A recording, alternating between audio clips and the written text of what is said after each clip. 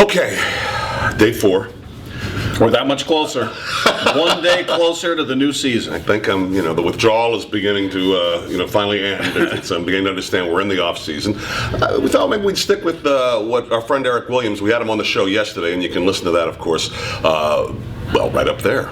Is it right up there? Probably would be right up there, but it'll be down there today. Just slide down there and have a listen to Eric. And the podcast. The podcast is good, and his online piece, which is still there, about kind of the 5 big needs for the Seahawks, and we have both exhausted pass rush. We all understand that's number one, and that's that. And we're setting that aside for a minute and looking at some of his other ones. And one of his other ones was run stopper.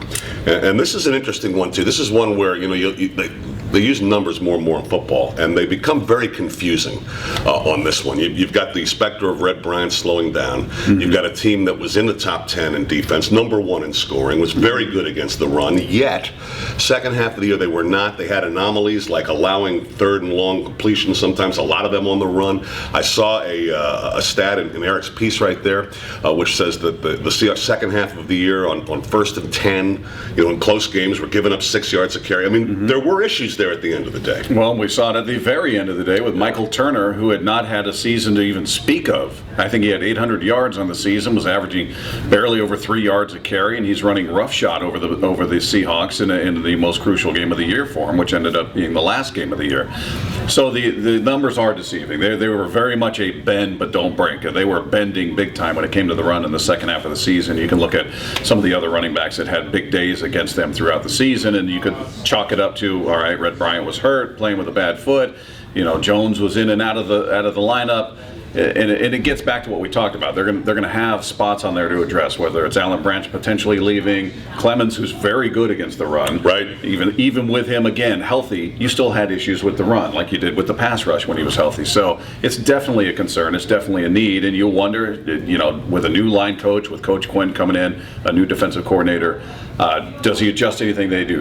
Even though he was the guy behind Red Bryant being on the end, do you perhaps think of putting him in the middle as more of a traditional run stuffer and getting somebody who's more of a traditional pass rusher on the end? I mean, there's some things that can be done, but it, without question, is a need and a concern. I think, the impact of Quinn might be a little different, because I think he's on board with what they want to do, and certainly with Red. But Jay Howard was a guy they drafted from Florida. Right. Quinn coached him in college. I mean, in terms of looking for help from what you have, Greg Scruggs would be another guy, although that's more of a pass rush sort of conversation there, but is another one of the young guys they have there. But Howard definitely was a guy that they figured would contribute, and I think Eric put it in his piece that he basically redshirted. Well, yeah, he's a 4th round pick who didn't play. Right, so I mean, he's a guy that you expect to get something out of.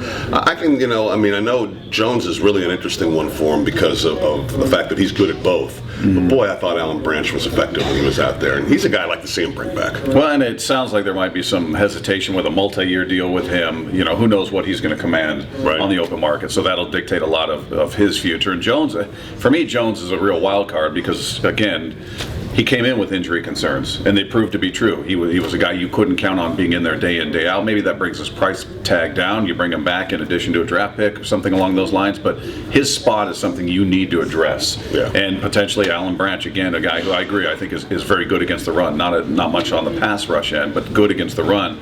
But maybe he's going to price himself out of their future, so they're going to need to address that. So run defense, yes, we agree, Eric. Attention should be paid.